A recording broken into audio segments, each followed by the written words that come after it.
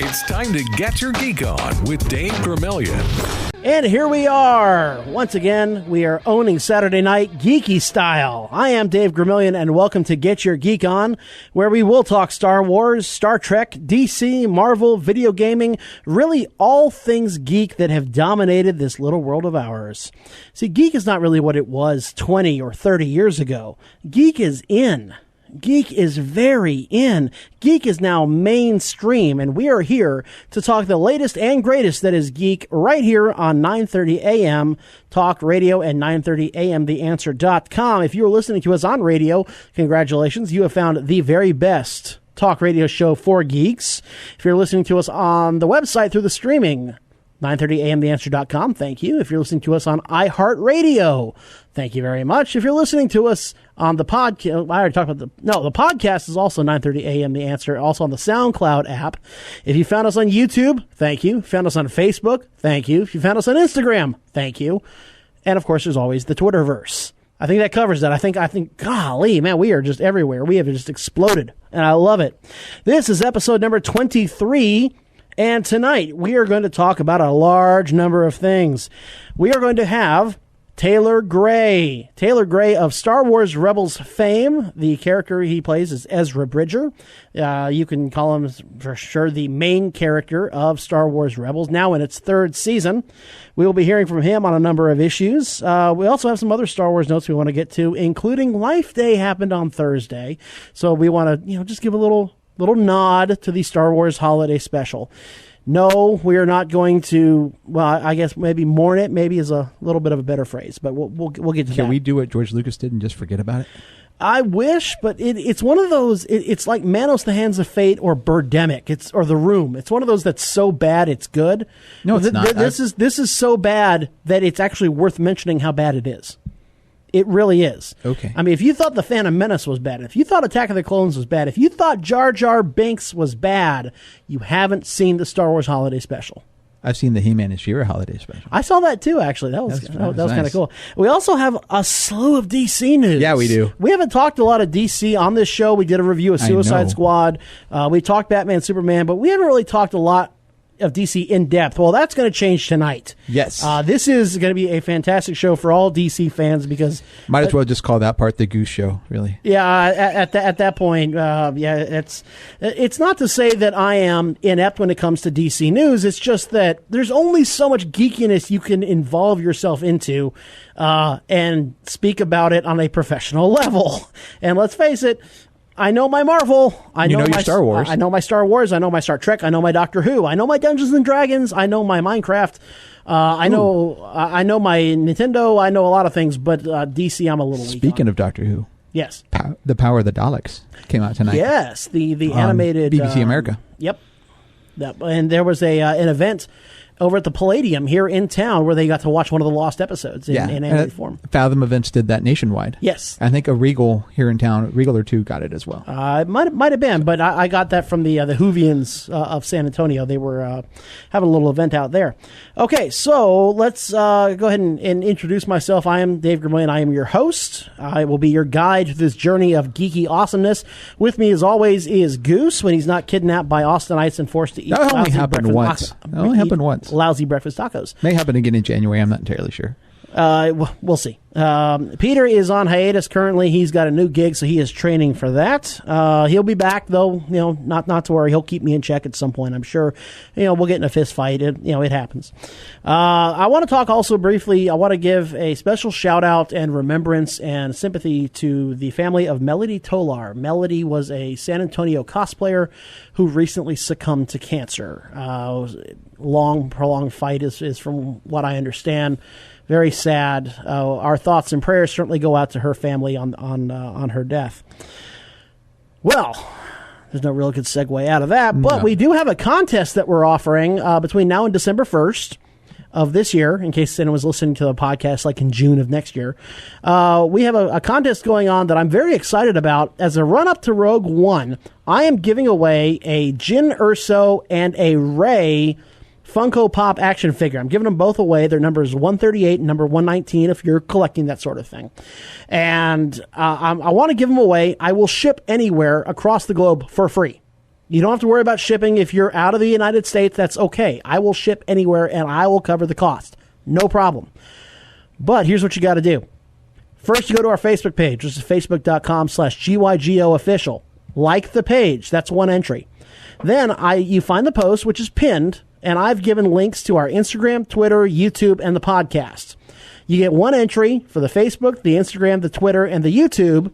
You get 3 entries for subscribing to the podcast. So you get triple the entries just for following the podcast. And you get Geekdom on demand. That's true. Absolutely. And also, then you don't get to miss any part of the show. If you can't catch us live, that's okay. If you can't catch the recording, that's okay, because the podcast is eternal. And if you just want to hear the Star Trek theme over and over again without getting things thrown at me, you can do it there too. Yeah, no guarantee on that. So that is a possible 7 entries into the contest. Well, let's say you do all those. If you do all 7 of those, you get a bonus entry by sharing the picture of the figures around on Facebook. So there you go. You get a grand total of 8 entries. I will choose at random. I close the business on the 1st of December. That's Central Standard Time. So 11:59 p.m. Central Time. p.m. Central Standard Time. I will go ahead and I've got a random generator and I just randomly pick. Awesome. Okay, so that's that. Also, want to hear from you guys. We've been on the air now for nearly 6 months, and I want to hear from y'all on the Facebook page, facebook.com/GYGOofficial. Tell me what you think of the show. And be honest, because if you like the show and you are honest about what you like, then we can capitalize on that and make it even better. If you don't like some parts, tell us what you don't like. Tell us why. We'll work to make it even better than before. Boom. It's just that simple. Because we want to make this the very best home for y'all on talk radio. There's just no question about it. But we can only do that through your feedback, so please let us know.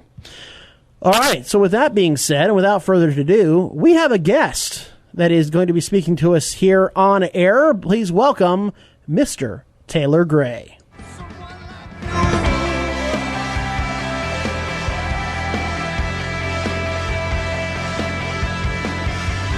All right, so Taylor Gray of Star Wars Rebel fame, the man, the myth, the phenomena, the main character starring Ezra Bridger himself. Thank you, sir, for being here.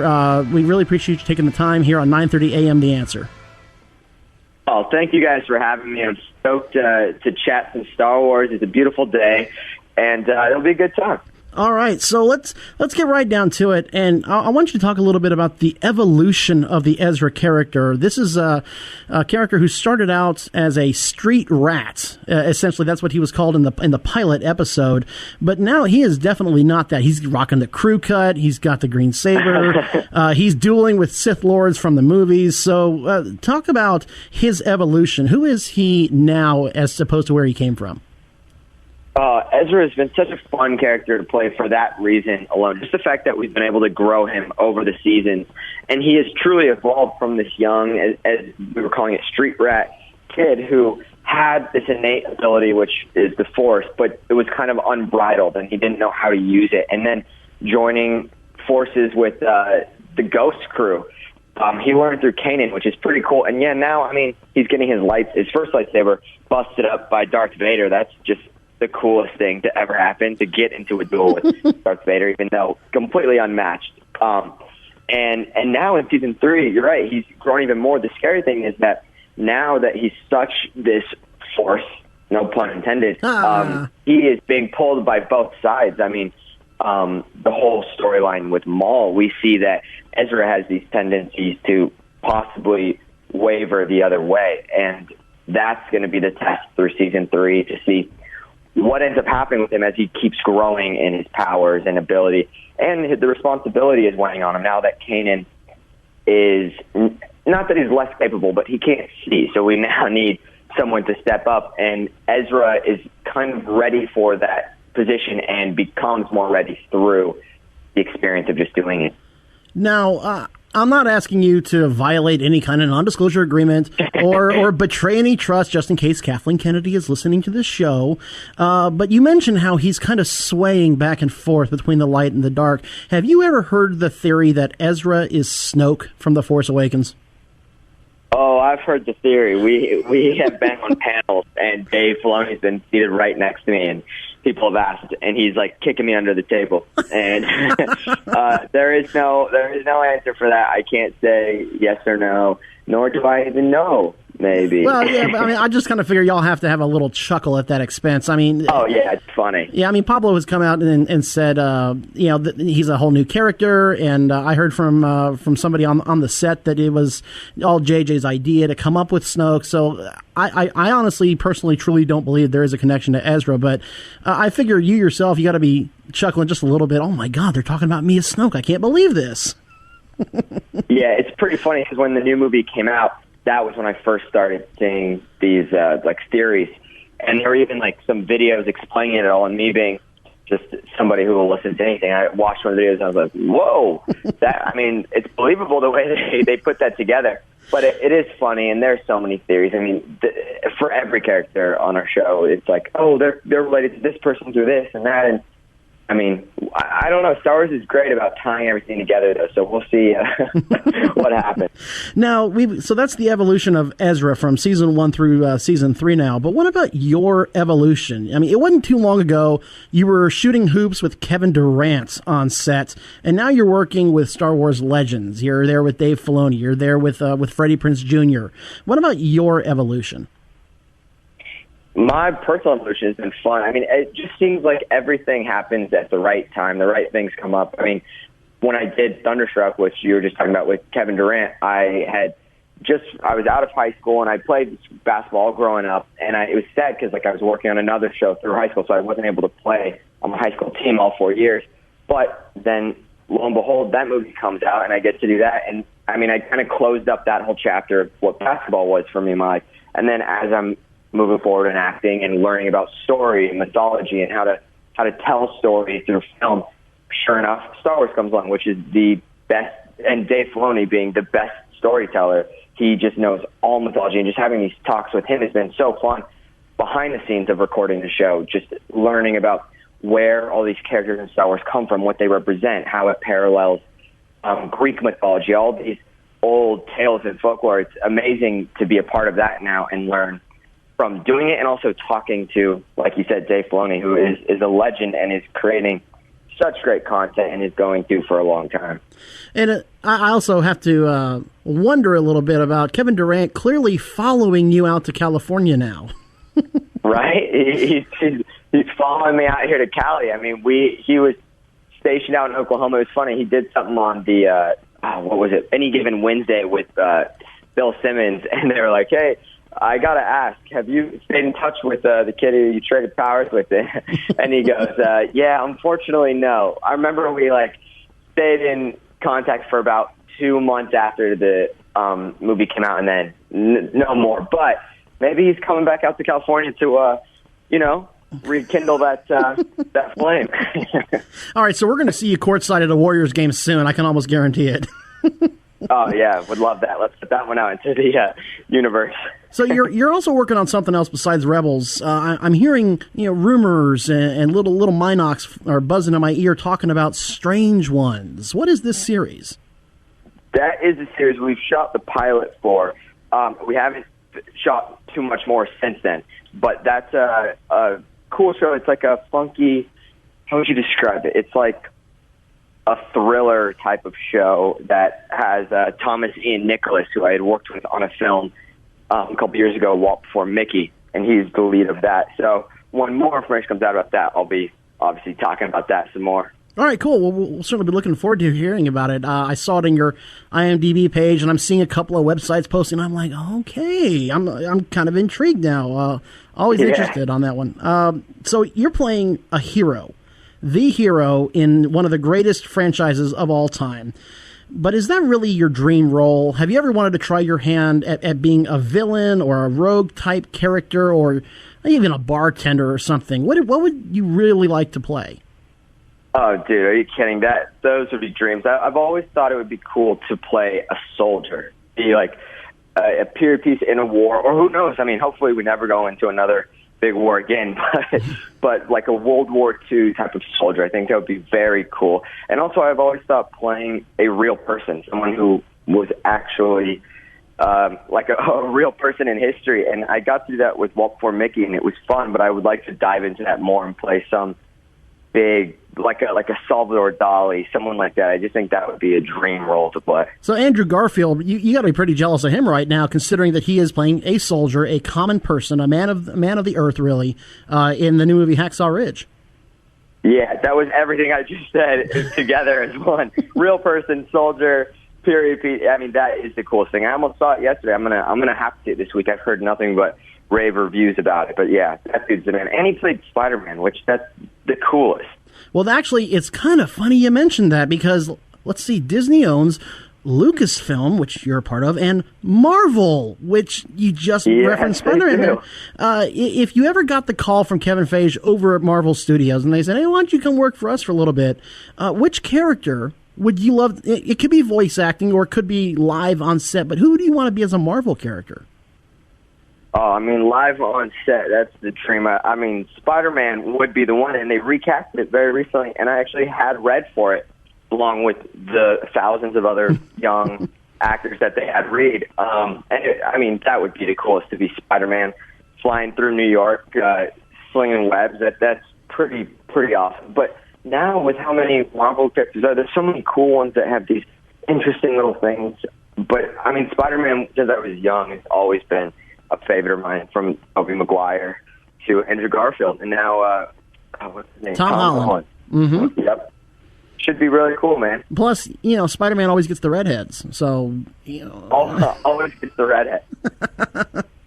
So, let's bring back to Rebels here for a second, but I like to keep our interviews fun and light, and, I mean, I'm not looking for a scoop. I never do. I just want to have a lot of fun here, and so let's throw you a curveball. Let's say you walk into the studio one day, and there's Dave Filoni, and, with a hat and all, and he says, tell you what, Ezra, you're going to read this script today. And you get to choose between anybody else that's currently on cast for Star Wars Rebels. You can read for Thrawn. You can read for Kanan. You can read for Sabine or Zeb if you wanted to. Who are you going to pick? Who do you want to read for a day? That is an awesome question that no one really asked. And I will give you a little scoop kind of fun fact about it is, so when we record, every now and then someone can't make it. We record as a group, and the whole cast is in there, but every now and then someone can't make it. Maybe they have a few lines, and they're off working somewhere, and they're not there, but they're in the scene. Well, while all the other actors in there, we're like, can someone fill in for whoever's for whoever's missing? So we've all taken turns playing each other's characters, and being actors and having fun, and it's a loose group, we go for it. We don't just read it in a monotone voice. We try our best impressions, and there are some amazing crossovers of people doing other characters. And I will say Freddie does a pretty mean Ryder Azadi. He kills that one. So that's a fun one. I mean, I would have some fun with Chopper. We're always joking around with that. Zeb's got a pretty cool one. But my favorite character is actually becoming Bendu. So I don't even know how I would do that voice, because that's a lot to live out too. But I think if you gave me an option, I would probably say Bendu. Oh, it's a tremendous character. And I love how they introduced him just in this season. Kind of just a curveball that just came right out of nowhere for this character. But I agree with you. It's a remarkable character. It's the characters who stand out to you are the ones that stick in your memory, the ones that have those little quirks, or that are just massive on the screen. And I think right now there is nobody more massive than Bendu on the screen. So, yeah. Alrighty, and we're kind of wrapping things up here because we're coming up on our break. But if you could say anything to the fans right now, whether it's about the Force Awakens hysteria or the upcoming Rogue One movie, or even about their hopes for a certain character or a certain character duel in a certain Star Wars TV show that shall not be named, if you could pass on a message to them, what would you say? The number one thing would be just thanks. Thank you for watching and being so involved. It's said all the time that Star Wars fans are the best fans, and I'm saying how true that really is. And it's fun that fans, I mean, I'm a fan, we're all fans of it, that we throw out these theories and pay such close attention and try and think along with the shows and the movies. And I think that's so special and gets our imaginations going. And I'm telling fans as well, I'm sitting right next to you guys ready for Rogue One. I can't wait to jump in and have some fun watching the next movie because The Force Awakens was unbelievable. Man, and here I was waiting for you to say that Ahsoka was Snoke. That's what I was waiting for right there. Okay, well, I didn't know the wording of that question, and that would be a really fun. Yes, Ashley Eckstein this whole time was Snoke. Who knew? Real curveball. Okay, all right. Well, Taylor Gray, thank you for taking the time out of the day for this interview. We appreciate you stopping by here on 9:30 a.m. The Answer with Get Your Geek On. Awesome. Thank you so much, David. Thanks for having me. And there we have it. Taylor Gray, the voice of Ezra Bridger, looking forward to Rogue One. Notice he didn't deny that Ahsoka Tano is Snoke. Did you pick up on that? He didn't confirm it either, though. He didn't confirm, but he didn't deny. I'm just saying. That's because, what's-his-face was there listening in, too. Well, yeah, I'm sure Dave Filoni was listening in. Yeah, Dave Filoni. And Greg Weissman's probably listening in. Kathleen Kennedy and her snipers. It's a good thing I like Star Wars. Otherwise, I could make fun of Dave Filoni's name pretty easy. Yeah, well, I remember I was at Celebration Orlando in 2012, and he did a panel on how to teach Star Wars, how to write Star Wars, and he had the hat on, and it was interfering with him trying to write on the projector. Okay. So he took the hat off. And this is an infamous hat. It's a big black cowboy hat, and the whole audience, he's like, what? It's a hat. Right. Never seen his head before. Okay, so some quick notes to get to here. Rogue One may end up being tied to the prequels after all. Star Wars Catalyst, A Rogue One Story, which is a new novel by James Luceno, begins just after the beginning of the Clone Wars and follows a few different characters, including Galen Erso. That's who Mads Mikkelsen is playing in the new film. According to an interview with The Verge, Luceno says the early days of the rebellion, which Jyn Erso will become a part of, came from the same corners of the galaxy where the Separatists were fighting the Republic. When the war ended, the Separatists were promised certain things by Palpatine, which they did not receive, and the seeds of the rebellion have been planted. So I think it's essentially, you can make the connection that Palpatine started the Separatists started the rebellion, therefore Palpatine started the very rebellion that took him down. I think you can make that argument. So you're saying I started the rebellion? Yeah, don't do that again, Goose. That not even close. That's not nice. Sorry, man. It's just, no, not even That's close. all right. I'm going to have my turn at bat here soon. Oh, goodness. Okay, and Amazon has announced that they have officially canceled taking pre-orders for the making of Star Wars The Force Awakens novel. Yeah, if it was after the prequels, it would have been The Waking of Star Wars. Exactly. Well, it is The Force Awakens, so it could have been The Waking. This came after the author tweeted that she, quote, didn't work at Lucasfilm anymore. So apparently there was some type of a fallout there, and it just didn't pan out. Okay. So I don't know if they're going to do another novel or a picture book or a visualography or something. In the meantime, we have the collector's edition of The Force Awakens. That's true. Then the 3D super awesome, cool Ultra edition. So, and I'm sure in about 3 months we'll have another edition come out too for 4K. Over the past 3 months, Jedi News. If you're not checking out Jedi News, by the way, I know these guys. I've worked with these guys before. Jedi News is a great spot to get your news. It's not the only spot to get your news, which you can also go to mygeeksnews.com, but I do recommend Jedi News as well. They reported that Star Wars products over the past 3 months sold 72% better than the previous 3-month period. Hold on. So you're saying when there's an active series in development and we're just weeks away from a movie, the Star Wars stuff is selling? 72% better. That's not shocking at all. Go figure. So Force Awakens, they're still selling. Rogue One, big sales coming out there, and I'm sure Rebels is still selling as well. Action figures in general rose 47% in sales over the same period. So people are still collecting. I've heard a lot of complaints, a lot of whining about how, they don't have 28 points of articulation. They only have like 5 or something like that nowadays.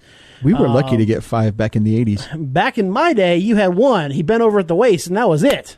That's as far as it went. So, that was, you were lucky to get that. Back in my day.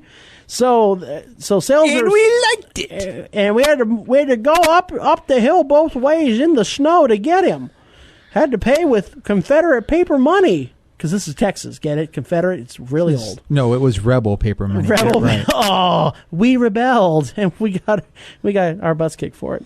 Alrighty, so coming up after the break here, because we got a break for our bottom half of the hour news, we are going to hit DC news hard. Yeah, we are. DC gave us a lot of news. Yeah, they did. And we're going to talk about, here are my notes. It's all DC second half. Here are my notes right up here in my head. All DC second half. That's right. That is the first time we've done it. Glad to be doing it. It's going to be a lot of fun. Don't forget to check out the contest on Facebook.com. Check us out also everywhere that social media is. We'll be right back. Bottom of the hour news break coming up on 9:30 a.m. The Answer and 930amtheanswer.com. Okay, so the second half of the show here is brought to you by our friends over at Laser Legend. Laser Legend on 1604 North near Lookout Road is the home of a 2-story laser tag. They have indoor miniature golf, which is awesome. They have a very fabulous arcade. Great for parties. It's a fantastic location. You want to check out our friends at Laser Legend. Pinball update. Kind of funny you should mention that. I'm proud to say that before I had the second and third place scores. Yes. Ladies and gentlemen, geeks, boys and girls, children of all ages, I am number one on the Star Trek pinball.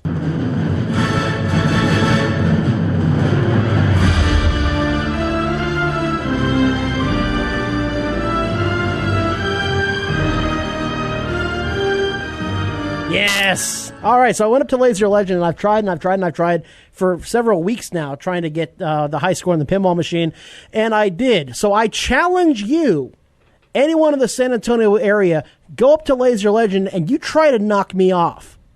Go ahead. I am issuing a challenge. I'm throwing down the gauntlet. Go out there and try to knock my score off the Star Trek pinball machine. You won't be able to do it.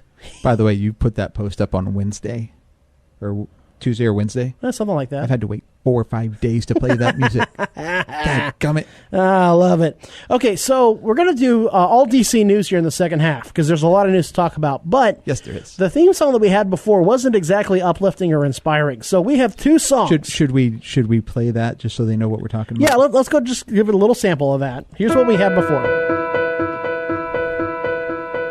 I want to leap over buildings. Okay, so it's not bad. It's not bad. It's just not uplifting. It's not. No. It doesn't get you pumped. Which DC movies should do. I wish they would. Should do. So we have 2 songs, and we want to hear from you. Put it on the Facebook.com/GYGO official page. If you're watching us on the chat, hello. Hi. Please put it on the chat. Put it on the page. We want to hear from you. The winning song wins. Here's the first song that we have nominated to replace that theme.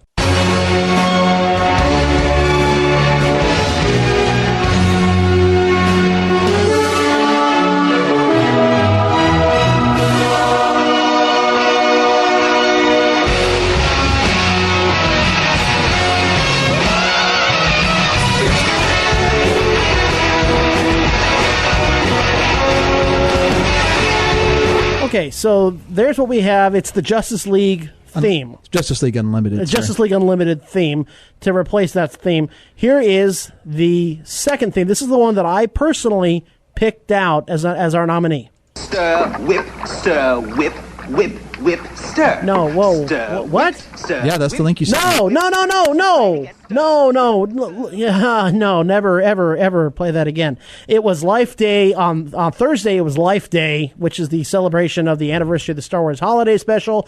We are not celebrating that show here. I'm sorry. What did you say? I said we're not playing that again. No, what did you say is the anniversary of? The Star Wars Holiday Special. I don't know what you're talking about. Yeah, exactly. Yeah, we don't celebrate that. No Stir Whip. We are done with the Stir Whip. Okay.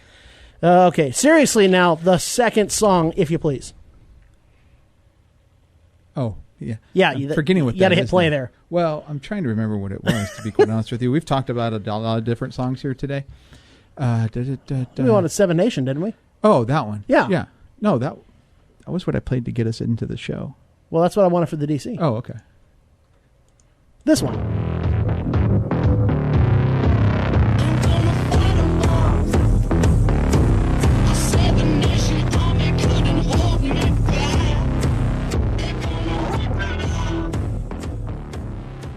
So that's our 2 nominees now is the Justice League Unlimited theme song and the Seven Nation Army song. Yeah. That particular version of it anyway. I know White Stripes did it first, and it's a kind of a different version, but I like that version, so we go with that.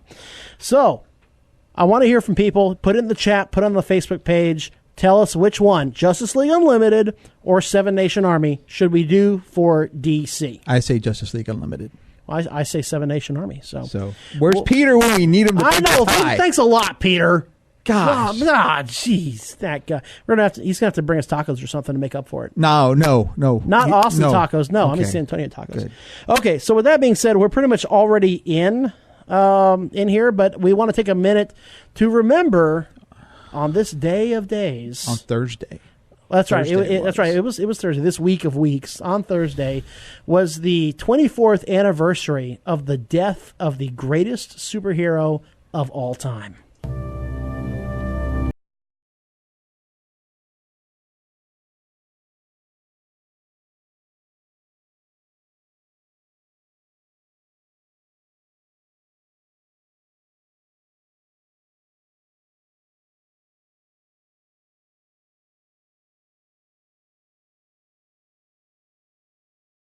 The greatest. Not at all. And he was taken down in a brilliant fashion. Oh, you can let it play. That's cool. Just let it play over me. That's cool. Well, I only got a few more seconds. Oh, yeah. I mean, it's, I think it goes without saying it was a groundbreaking, just incredible issue. Superman 75. Yeah. Well, it's the 7th part of a 7-part epic. And just a phenomenal ending to his life at that time. Of course, we didn't know that at the time. So yeah, and if you go back and you look at, let alone read, Dan Jurgens' scripting as well as pencil art and Brett Breeding's inking. Yep. Oh dear Lord. Oh yeah. Dan, there is no better Superman writer, in my opinion, at least for the past almost 30 years, than Dan Jurgens. And what's funny is with DC, there's 2 Superman books right now that are primarily Superman. There's Action Comics, and there's Superman. Okay. Dan Jurgens, the one who killed the post-crisis Superman, is writing Action, and his first major storyline was Path to Doom, which featured Doomsday. Yes. New 52 had Peter J. Tomasi write the 8-part Final Days of Superman. And Peter J. Tomasi is writing Superman. Like the 2 guys who killed him are the 2 guys writing him right now. Yeah. Well, who knows him better than the guys who killed him off? Now, a 4-part Invasion crossover is coming. Oh, yes. 4-part. It's going to start with Supergirl. Yes, it is. Then part 2 will be seen on Flash. Mm-hmm. Then part 3 will be seen on Arrow. And part 4 will be seen on Legends. It's a 4-night television event. 4-night. Now, part of that Supergirl episode is going to be trying to get her in the same universe as Flash, Arrow, and Legends. Because right now, at least, she's on what I have termed Earth S. Okay. Because it only has Superman and Supergirl. Sure. Earth 1 has no Kryptonians on it that we're aware of. Well, that's just sad. Because that's our Earth, basically. That's the Flash, Arrow, Legends Earth. Because there's no way a dimensional portal would show up over Central City and Superman not try to figure out what it was. Gotcha. And that happened in Flash, into season 1, beginning of season 2. And so last year, when Supergirl was on CBS, Flash made an appearance on Supergirl. And it took place within about 10 seconds of a Flash episode. Okay. So you saw Flash, Supergirl episode came out first. Right. And then on Flash, you saw as he was trying to gain speed to defeat Zoom, go out a portal or go into a portal and then come back out. I always thought that sounded like an Adam West moment. I mean, you have 2 characters, one named Flash and the other one named Zoom. I'm waiting for Pow and Biff. And Biff was in Back to the Future. Oh, that's right. Okay. So, but no, I'm looking forward to that. Right now, there are 3 different DC television universes. There's the Supergirl universe, Earth S. There's the Arrowverse, and there's the Gothamverse. Uh-huh. Because Gotham is its own thing. Right. And it doesn't interact with the others at all. Now, this one, the 4-part series, this is about the Dominators. Yes. The aliens who have come in. the 80s crossover event Invasion. Yes. Now, for those who don't know, the Dominators are aliens that they view Earth's tendency to generate superpowered people as a sign that humans may essentially evolve themselves. And so they decide it's a preemptive thing. Let's just go ahead and wipe out humanity. Which is funny because this whole thing started off with Arrow, and Arrow has no superpowers. Yeah, Arrow's got nothing. He's like a Hawkeye of the group. So it's like, oh, well. So, you have Flash, you have Ray Palmer as the Atom, you have Steel, You have Firestorm. Okay. Heatwave has a gun. That's really his superpower. Well, it's Citizen Steel, not John Henry Iron Steel in Legends, and he just got picked up this season. Vixen, who's in Legends. Okay. You have Kid Flash. Kid Flash. You have Kid Flash has powers. Jesse Quick, who's on Earth 3 right now, so that doesn't really count. Cisco, Vibe. Reminds me, I need to have you over to my house sometime to play DC deck building. Okay. I love that. So game. on Flash, we have Vibe, Killer Frost, Flash, Kid Flash. Okay. On Arrow, nobody has superpowers. That's all. Yeah, because they kill them too easily. And then on Legends, you have Ray Palmer, Citizen Steel, Firestorm, and Vixen. And then you have White Canary and Heatwave.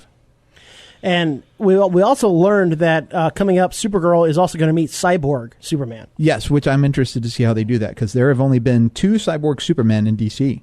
Pre-Flashpoint, it was Hank Henshaw, who became Cyborg Superman during the Reign of Superman series, part of the Death and Return of Superman trilogy. Yes.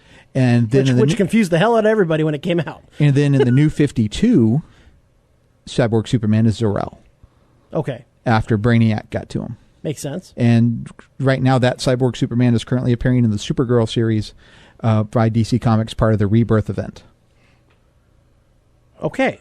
I think we're caught up now. So we don't know who the Cyborg Superman is right now. It could be one of 2, I'm guessing one of 2 people. One is Mon-El, who's a Daxamite who got introduced this season. Okay. The other is? And the other, Jeremiah Danvers, who we have not seen except in flashback at all. But we did know that he was taken by Cadmus at some point over the last 10 years. So Cadmus could have been doing God only knows what to him. Well, Cadmus created Metallo. Yes. As well as other villains, and given people weapons over the course of this season of Supergirl. What, Cadmus also connected to Doomsday at some point? No, actually, Cadmus in the comics. Cadmus that was sheer coincidence. That was sheer coincidence. Doomsday's Kryptonian. Okay. Ancient Kryptonian. Oh, but Cadmus tried to take Doomsday's and Superman's body at the end of the Doomsday storyline. That's what it was. That's what that was. So, but Cadmus is. I'm going to try not to spoil anything, but the leader of Cadmus is a very interesting character in Supergirl. Well, we'll hold on to that one for a second. We also want to take note that Young Justice Season 3 is back. Yes, it is. And it's back thanks to the fans. Yeah, that's right. I got a press release sent to me by Warner Brothers Studios, and the president of Warner Brothers Studios is Sam Register. And Sam, I know, he sounds like... So he's saying that the fan response registered with him. You could say that. Okay. Yeah, I know, that sounds like the alter ego of a superhero. Sam Register, Daily Planet, Gotham Tribune. I don't want to be him during, December. So everybody's trying to go to the register. So he said, quote, "The affection that fans have had for Young Justice and their rallying cry for more episodes has always resonated with us." Not registered, but resonated. He also said, quote, "We are excited to bring the show back for this loyal fan base and to provide an opportunity for new viewers to discover this excellent series. The Young Justice is an Emmy Award-winning series. The first 2 seasons were pretty popular from what I understand. Then it took a hiatus for, 5 years? Something like that. But it's on Netflix, and there was a tie-in comic that talked about the 5-year gap in between season 1 and season 2. But it's really encouraging that corporations, these huge, monstrous corporations like Warner Brothers, like DC, listen to the fans. And they say, man, there's been some pushback here. They want season 3 of Young Justice, so here you go. And it's nice that small little radio shows listen to the fans too, and they get to choose our DC music. That's true. That's very true. So y'all get to do that as well. But it's really encouraging. Star Trek is another example of how the fan base helped to direct where it went. The fans helped resurrect Star Trek for the motion picture. The fans helped resurrect Star Trek for season 3. And the fans helped bring Spock back. because it was originally intended that Spock was that was it. He was done. dead. That was it. And there was such an outpouring. And remember, this is back when there was snail mail. This was 1982. So that means that people sat down and wrote out letters with typewriters and pen and paper and mailed it in. And that encouraged them to bring Spock back for Star Trek 3. And they took out ads and variety. Well, that too. And then there was a huge letter campaign though. With Next Gen DS9 and Voyager being DS9 and TNG being syndicated, that was kind of more left up to the individual market. There wasn't a lot fans could do because there's no real reliable rating system. True. Voyager was the first one since the original series to be on a network, so you really did have ratings driving that, and it lasted 7 years. Mm-hmm. Then we go to Enterprise. Enterprise lasted 3 seasons, and season 3 ended on a cliffhanger. And if Paramount and UPN had their way, that would have been it. Yep. But no, it was the fans saying no. And the fans realizing the potential of this show and what it could do and the seeds it could sow to explain how we got from First Contact to the original series. And that was the 4th season. The 4th season told more small arc-based storylines that actually explained the Vulcans and their change. Mm-hmm. It explained... It sowed the building blocks of the Federation over the course of time and actually helped build into the Romulan War. And then you had the last episode, which was complete garbage. Yeah, kind of like the ending to Voyager was just... No, the ending of Voyager at least made sense. And Voyager had an endpoint. The endpoint was they get home. Well, yes. And it was contrived as all get out, but it was the end of season 7. Yeah, it was like, God, we just need the show to end. They needed Kate Mulgrew for a movie. Get them home. Just yeah. They need to get Kate Mulgrew for a movie. So I don't know how they got home. They just get them home. That's all that matters. Fireworks at the end, and we're done. Yeah, transwarp conduit with the Borg. What? Yeah, and a blade of armor and these time travel and awesome torpedoes. We're just not even going to call them anything, but they're just awesome torpedoes. Take out Borg ships one shot. Cool, fine, whatever. Just get them home. So fans do matter. Your voice matters to the people who create the stuff, who put it out available for you. Without you, these things don't exist. Without you, these shows don't come back.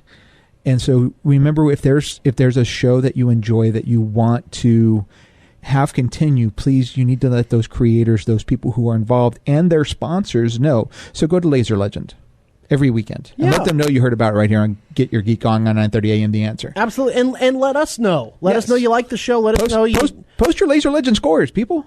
Yeah, I want to see what kind of scores y'all get. Heck, if you post your score from Laser Legend on any game, I will go out and try to beat it.